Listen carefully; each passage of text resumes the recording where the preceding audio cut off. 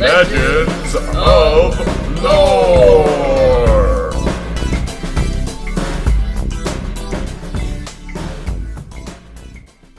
Welcome to the Legends of Lore podcast. This is our podcast featuring episode 3, season 3 of Picard, Star Trek Picard. The beautiful, beautiful series that has really surpassed my expectations and really brought home the spirit of the next generation of Star Trek, but with a decidedly new flair.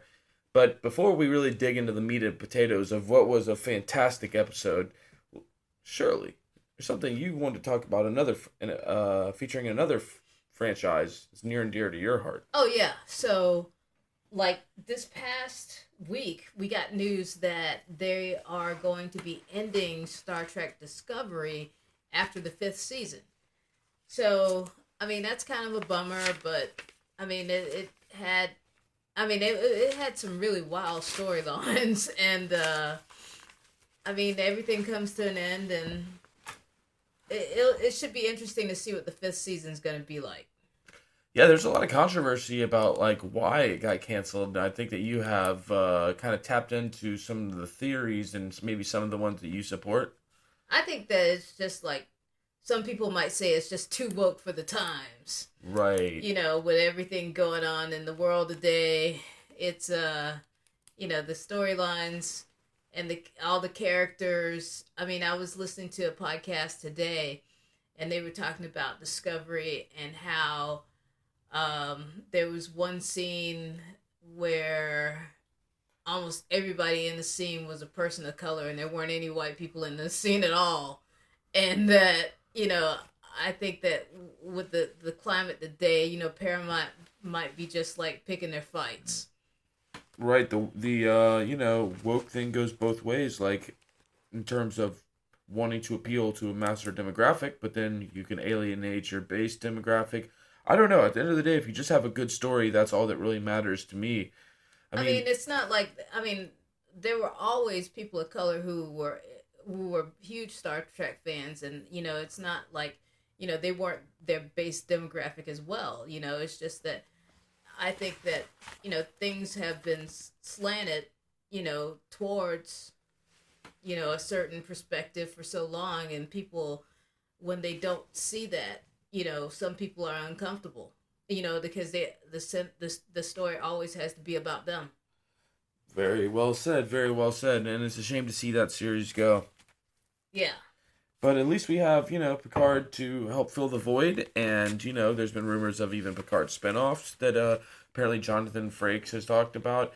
But, this is all conjecture and way too early to really know anything. So let's just dive into Season 3, Episode 3, 17 Seconds. Yeah. So they started out, heading into the nebula. Yeah, guns a-blazing. It was a short but, potent battle scene to start off the episode. I thought it was great. Yeah, I thought it was really cool. I thought it was, I like the look of the nebula. Everything looks great. The ships look great. Everything is just beautiful. We have the crew blaming Jack for their current predicament, and a good old-fashioned Star Trek trope of the nebula blocking out the sensors. Those pesky sensors that can't, always solve everything, or you wouldn't have a plot. Right, yeah, and it's what I did notice, straight off, was that Riker was kind of acting as Shaw's number one on the bridge, because he was we got to go deeper in the nebula, and so I thought that was a little bit of foreshadowing or apropos, for, what comes next. Absolutely. And they lose Shrike in the nebula, and seems like they bought themselves, if nothing else, some moments of safety. And, one thing I wanted to bring up, too, as we cut to the intro of this episode, very minimalist intro as compared to previous seasons. Yeah, I like that. Yeah, I did don't get me wrong, I liked how trippy some of Season 1 and Season 2's intros were. With the orchids. Yeah, and the warping time. But, minimalist is good too, and it definitely is a little bit more in keeping with the Next Generation vibe, if not just straight up that same music. Yeah. But then we get to cut to before, Yeah, the which, flashback. yep, the flashback of an indeterminate period of time before. And what do you think about the de aging? I thought it was okay. I mean, it was. I mean, it was just okay. Yeah, it was interesting. I mean, we could break down how like technically convincing it was versus just like it was interesting, and I like to see it. Picard was never a father, and this is just kind of brought up and really spotlighted as we kind of like cut to a very tender scene where I believe Riker is actually celebrating the his recent birth of his son, which is a whole different plot point that gets discussed later. But right now, one thing that's very clear: Picard was never a father, and he feels some type of way about it. Like despite being the friend to Riker, at the end you see that look on his face. You could tell that there's something missing. Yeah, I mean, he's starting to come around, but it's taken him a while to come around. I mean, because it's always been a point, in Next Generation that he didn't like kids. Oh yeah, definitely. Damn it, Wesley! Right, and then there was the whole Picard Day stuff, Right, right. And he's kind of a curmudgeon in general, Yeah. He's definitely and a loner too, a celebrated loner. Right. But yet, when he goes through these ordeals like with the Resican flute and stuff like that, he always has a family. And in the Nexus, he had a family. Yeah, that's wild. I mean, in real life he's a confirmed bachelor, Sir Patrick Stewart. Well, I mean, he has a girlfriend now, but he's never been married, I don't think. You mean in the yeah, And he I'm was talking about Jean-Luc. both in real life Oh, and no, he's got a wife in real life. does he? Yeah, he's married to the chick who was in the second season of Picard. She played a singer at a bar in L.A. Wow. Yeah. Well, he is pretty old. I'm not surprised he settled down. It took him a while though, right? Yeah, she's much younger than he is. Of course, of course. Glad to have you here, Shirley. You're keeping us honest. Okay, so another thing so beyond just the flashback, which was an emotional moment with some interesting de-aging. Next, one of the biggest, at least to me, moments in Star Trek ever happened. The first cuss word in an actual mainstream live-action Star Trek show, at least that I've heard. And granted, I haven't been keeping up with all the new series. Not full transparency. But it definitely took me back hearing Shaw talk about, hey, is there any other weird shit that you guys are going to drop on me? You know, actually, in season 1 of Picard, Admiral Clancy, she cursed at Picard. What'd you say? She called him an asshole or something. Oh, wow. Yeah. Okay. Or whatever. But yeah, but hearing shit on Star Trek, Okay. definitely. Yeah.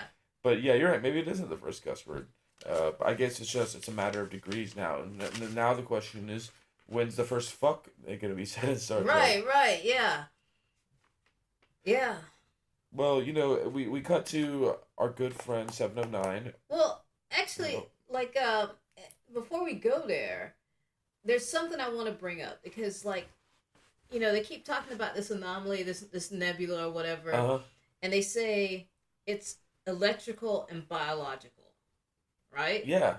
And they've said it at least 2 or 3 times in this whole episode, but all we see is we never see any biological. Right.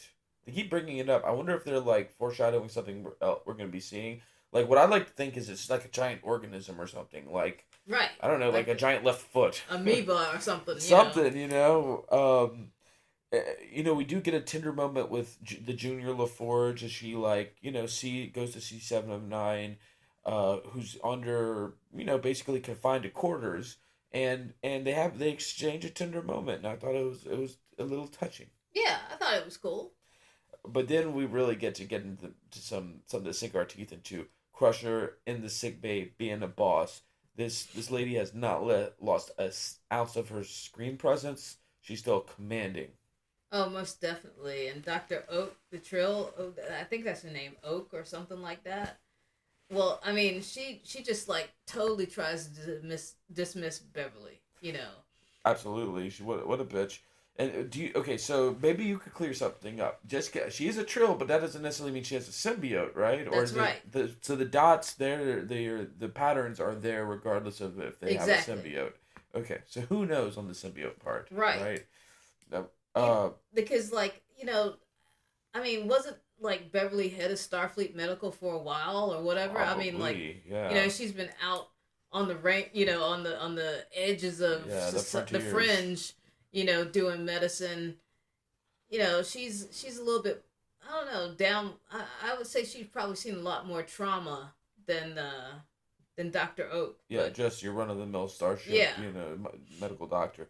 Definitely. So that is maybe a stretch of disbelief to think that, she would disrespect Beverly like that. But who knows, like people do get territorial about their roles and stuff. Yeah.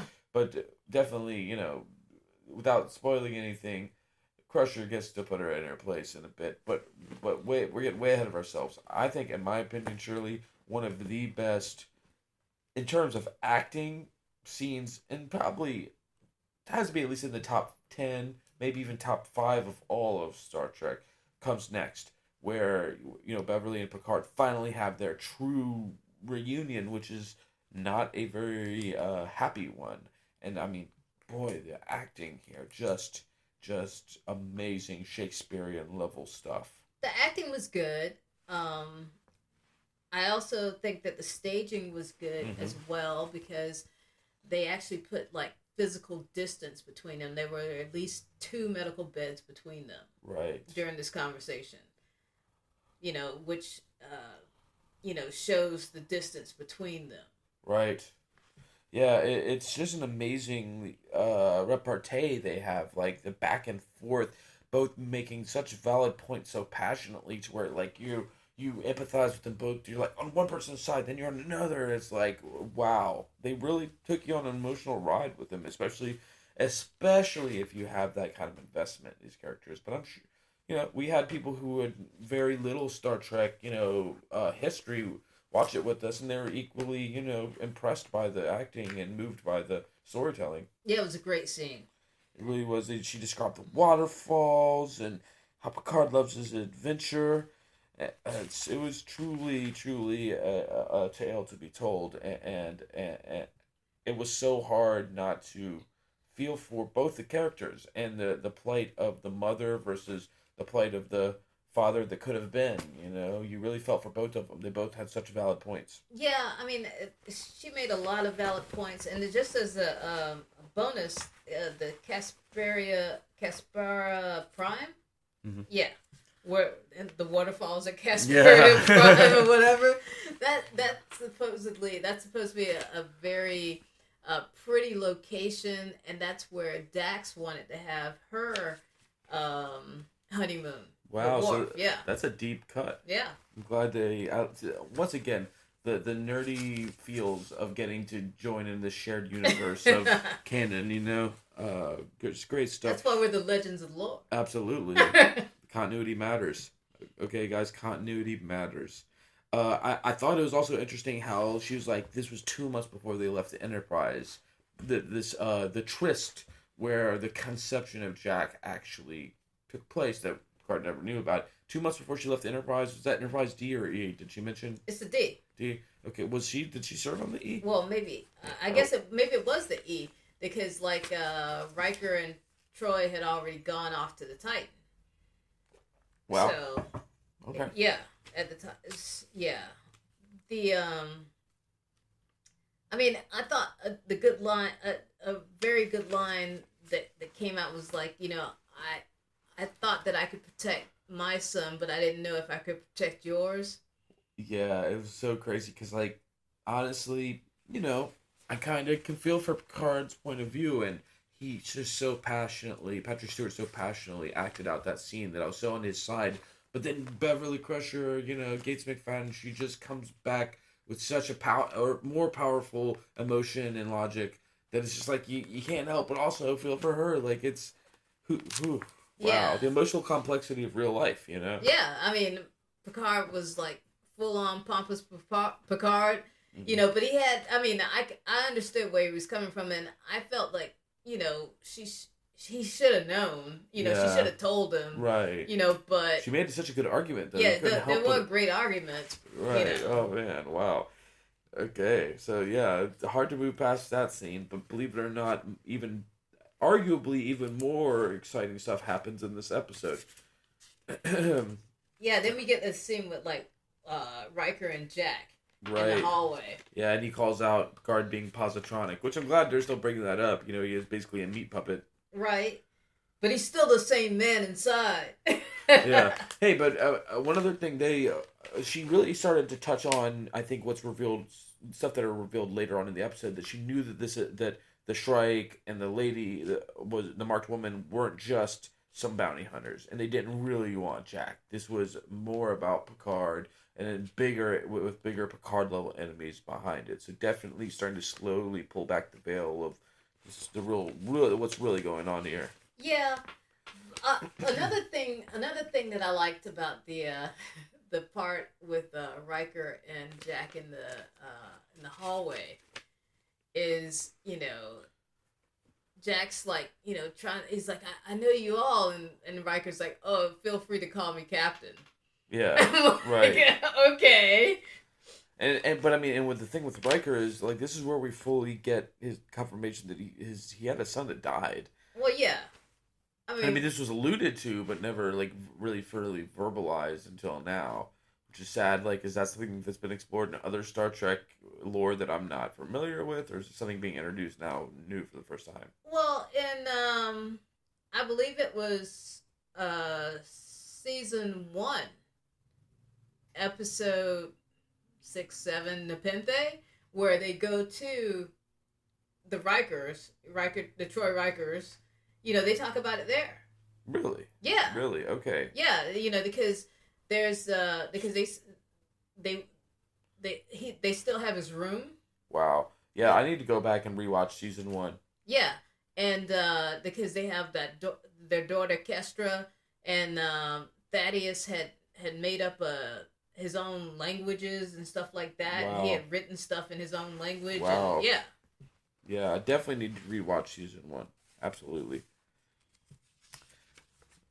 Okay, so we have a very interesting scene with actually some great action. This has just been such an action-packed season. I'm so stoked at like the way that they're balancing out the real human moments with a lot of really high-quality action with some beautiful visual effects and CG. Like they did the old blow up the torpedo thing, Right? And Picard got to be all corny, and he told as he basically plays number 1 to Riker. He says, "Call me number 1." Well, yeah, but we skipped the whole part about where Shaw gets taken out. We did. Why don't you go into that? Yeah, so they're on the bridge. The Shrike is like firing at them. Bam, bam. Well, anyway. So then they get hit. Shaw goes flying across the bridge. Comes up all bloody, and then he like turns over command to Riker. Which I guess like I was saying in the beginning, he was acting as his number 1. Right, and now Picard's acting as Riker's number 1. Right. And once again, I got to give a shout out to the actor who plays Captain Shaw. Tremendous in this episode. This is where the part where you really start to realize, yeah, he may have been a dick in the first episode or two, but he was ultimately right, because Picard, has put everyone's life in jeopardy for his own selfish ends. Most definitely. And this guy was just an innocent bystander, basically. Right. He was minding his own business on his own ship. And they come and they want to hijack his ship. Right, so he becomes a much more sympathetic and likable character in this episode, I feel like. And then, he's like, gets hurt, and the pain that he does seem like he's in real pain. This actor is tremendous at conveying these emotions. Yeah, Todd Stashwick. Yeah, big shout out to Todd Stashwick. So now we have Picard as Riker's number 1, firing off those torpedoes, blowing it up, saying, "Call me number 1." Yeah, I thought that was funny, but he just doesn't have the number 1 mentality. Absolutely not. That comes through because they start getting into disagreements. Like, honestly, it becomes like a role reversal where Picard is pitching stuff at Riker, and Riker's just like, "Thanks for your input, but I'll keep it in consideration." Right, number 1. Right. And then, and Crusher finally gets to have her opportunity to show that young trill bitchy doctor what's what when she uses her medical knowledge to save Dr. Shaw from internal hemorrhaging. Like, you can't always rely on a tricorder, apparently. Right. It's like it is now. Well, like with anything, the tricks of the trade. You just can't rely on your instruments. definitely. And it's just another chance for Crusher to show how much of a boss she is. The Gates McFadden has not missed a beat. Like I mentioned in previous episodes, I didn't know what her screen presence was going to be after all these years. But boy, she's just as she packs a punch. Yeah, badass Beverly. Badass Beverly. So we get to the point where they're finally leaving the nebula, and one little thing I want to bring up. One of the ensigns or whoever's flying the ship, or before then, back in the sick bay, it's like I thought that when Shaw's laying on his side and Jack's like right there, and he's like, "How are they finding us?" I thought that it was good that and logical that Jack would take up. How are they finding us? Right. Because he's led that kind of roguish life. So he's used to thinking outside of the box, know. Yeah, and like when we get into the whole thing about like the Vitrilium leak and all that, it's kind of a plot device that's been used in Star Trek a lot before. You have a cloaked enemy, like, oh, but they're putting off some kind of thing, emission, and then you find that. So it makes total sense within Star Trek internal logic that the Shrike would be able to find them in a nebula because they're putting off some kind of emission. But it turns out this is more than just them putting out an emission. Right. A bit more. But they get it. We'll touch on that in a second because they get eventually they're like at the edge they're about to come out of the nebula. The scanners come back online, which I thought was a weird thing for the ensign to say. Like, I think sensors, but whatever. So the Shrike unleashes one of its great weapons, this vaunted portal technology we've heard so much about. We've seen it before. Yeah. We saw it on Metallis Prime. Yep, and it was used to destroy the Starfleet recruitment center. But but it's just kind of like maybe it's just because it's a cool new novel thing, but why wouldn't the Shrike just destroy them? Why bother shooting them through a portal? Well, I mean, I think it all goes back to what Beverly was saying, that there's there's something else up. Right. And then they didn't want to kill Jack; they wanted to capture him. True. They wanted him alive. Yeah. It's weird that and like Picard wants to fight there, and there's this real tension between Picard and Riker, where Riker's playing the safe game. Picard's all worked up. He wants to ante up and take on the Shrike. Right, and I think that kind of goes back to that flashback, where I think, Riker said that, he would have burned the world to save him. Right.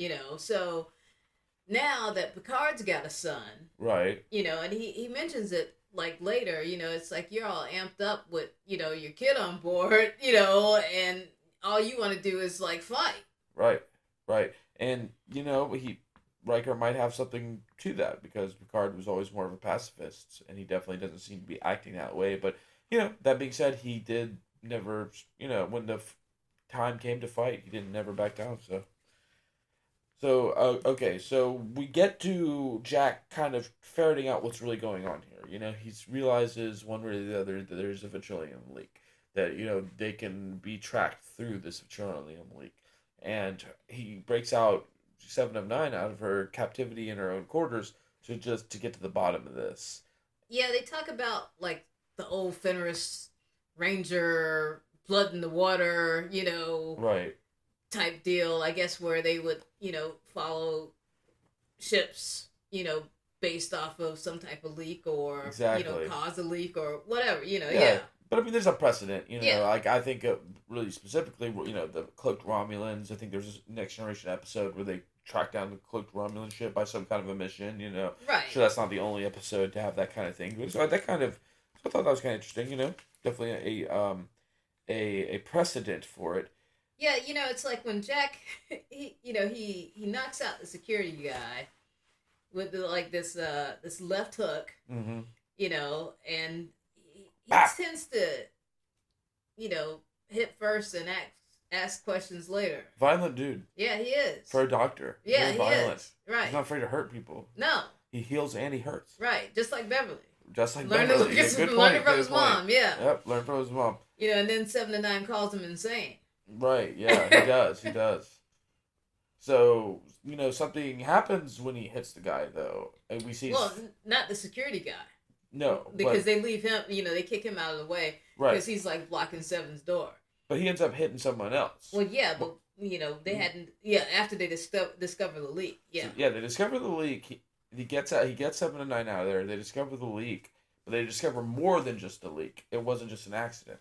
No, it was sabotage. Dun dun dun. And another thing that I thought was funny in the scene was when 7 and 9's like, "Oh, it's Veturium. It might kill you. Put on this mask, right?" Right. And he's like, join the way that things are going, it can join the queue.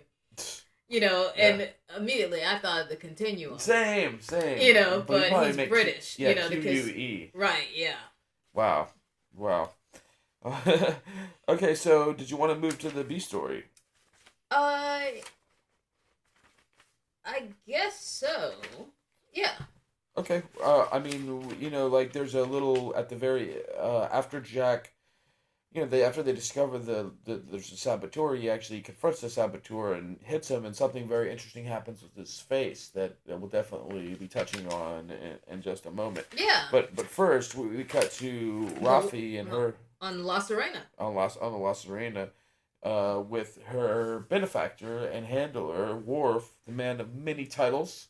I definitely loved how he just rambled off his many titles. The Slayer of Gowron. Yeah, Son of Moog, House of Martok, House of Rashenko. Yeah, he's bona fide. That's right. Would you like some chamomile tea? We learned he's a subcontractor for either Starfleet or maybe Section 31.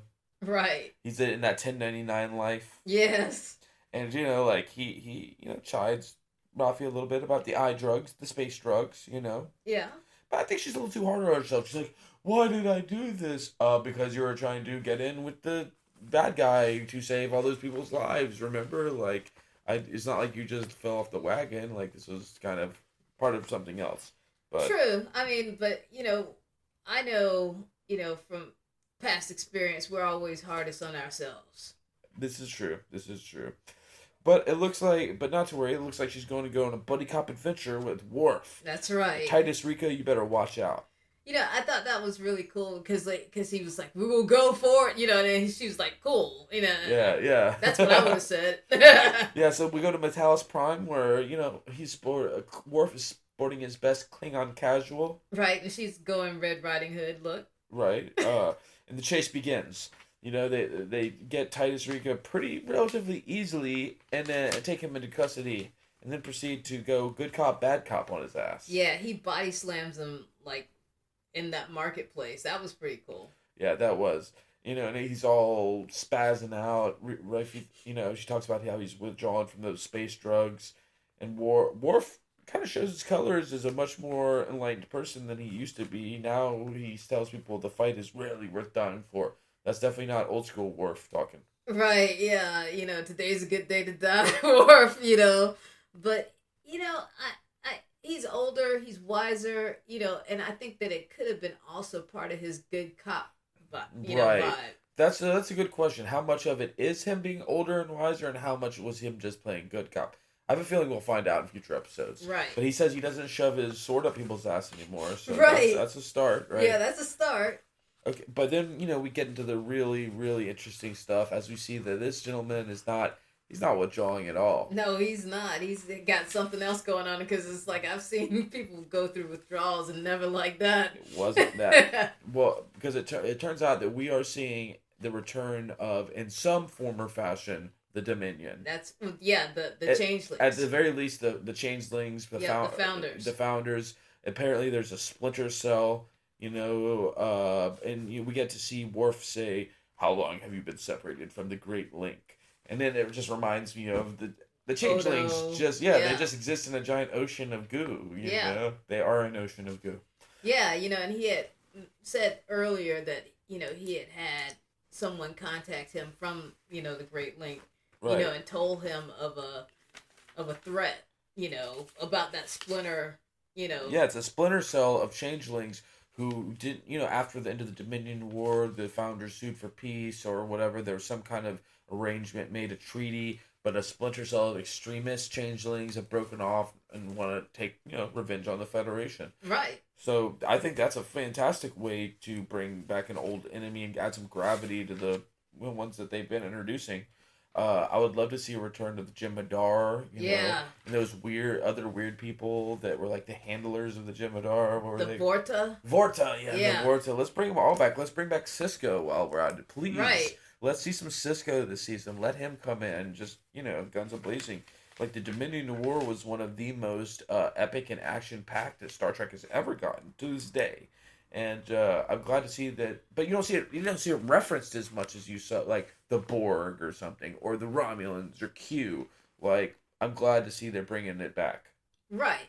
But DS9, it has not gotten a lot of the, like you said, the press or that other Star Treks have gotten. Yeah, even Voyager, right, gets more mentions and more things tied into their mythology.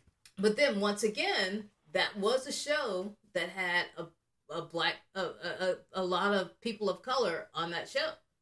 The captain, mm-hmm. It was the son, right? The doctor. Oh yeah. Yeah. There's a lot of different, ethnicities and nationalities on that show. Right, most definitely. It was very diverse, and I'd like to see more of that material cultivated for future stuff. Yeah, and I think that may have been part of the reason why we don't see that much of DS9. Yeah, just leaving it untouched. So let's see a Cisco spinoff. Yeah, that'd be really cool. That would be awesome. I love that actor. He's one of my favorites. So, we go back to the fact that, Raffi and... It looks like Raffi and Worf are going to just have their buddy comedy for the rest of this season. And yeah. We can only hope, there's going to be an attack on Starfleet and only they can stop it. Right, yeah. So they're heading off to the Daystrom station. Right. So, and to see what else is missing, and my thing is that, like, if I would have done an inventory, but that's just me. Right. If they stole one thing. Right. You'd think. Right. But they sucked through an entire recruitment center to cover it up, so. They knew that they had stole the portal weapon. Right. Right? So what else did they not know? I would have looked for, like, other stuff that they could have stole while they were there. But that's just me. But then we wouldn't have a story, I guess. Right. Then we wouldn't have a story. Yeah. You could argue it's lazy writing. Right. Yeah. Okay. So going back to Jack, Riker, and Picard out in space, we have the Vitrolium leak. The Saboteur gets away. The Vitrolium leak almost suffocates Jack to death, and he has some pretty trippy visuals while he's going out. Right. Of like 7 to 9, and then. It was like something about follow the branches, or I don't know what he was. The hallucination. Yeah, connect the branches. It was very psychedelic and very cryptic. Very. And Picard has to take that fated 17-second trip on that turbo lift to go see if Jack's going to be okay. Right. But he is. Yeah. He is. Well, in sickbay, they had to, like, try and resuscitate him 4 times before he came back. Wow. Yeah, he definitely didn't make it easy. And in that scene, Star Trek, Beverly and Picard are on either side. They're right next to each other. Yeah, yeah, that's when you feel the connection between them. Yeah, so then he wakes up and he sees them right there, Aww. Mom, Dad. Yeah, wow. Whatever. And then he confirms the changeling. As much as the emotion of the scene was palpable, it's just the reveal of the whole Dominion thing with the changelings definitely got me fixated on the fact that Jack confirms and finally says for the first time, I believe he says changeling. Yeah. And so we get a bomb going off on the Titan, and the portal opens up, and let's back it up a little bit. There's still the do we fight or do we run right. argument. It's just heating up. Things are Right. so tense between Riker and Picard. And Riker's like, I'm the captain of this ship. It's a big role reversal, right? And it's great to see these new dynamics on these characters that we're so accustomed to behaving in certain ways. It definitely is so novel and entertaining. And eventually, it comes down to it that like they don't have the choice but to fight. Yeah. But turns out that was also the wrong idea because the portal they open up a portal as soon as the Titan fires off some photon torpedoes. Portal opens up. They get hit with their own torpedoes from behind. Yeah. Titan drifts into the nebula, into the gravity well. Everything goes dark. And it looks like you killed us all, Jean-Luc. You killed us all. Right. Remove yourself from the bridge. Which, once again, Picard's always been the hero. He's definitely had his flaws in times when he was down, but never quite like this. No. He's never been ordered off the bridge because you've killed us all. Right. No, that's a new one. I just hope that they don't get sucked into the gravity well, go back in time, and get deported or something, No, I mean, I doubt it's that. I mean, and we still have not explored the biological component of this nebula. Yeah, maybe that they're getting sucked into what they think is a gravity well, but it's really the armpit of a giant creature. Could be. Anything wouldn't surprise me at this point. Okay, so boy, I gotta say this. What an episode. I know we say that every week, but man. They've been delivering. They really have. And on multiple levels. On the acting, on the action, on the deep dive, like connectivity between in the Star Trek universe of bringing back these old characters like the Changelings and just putting them in new novel situations. It's just really doing it for me. Also, when we go back and we talk about the Changeling that Raffi and Worf had, that the actor who played him played Picard's son in one of those when I mentioned like in the Nexus or something. Yeah. He was his son in the Nexus. One of those many entire lives you lived. Right. Yeah. One of his other lives. Yeah. Wow. Yeah. Well, I'm glad to see he's getting work. Yeah.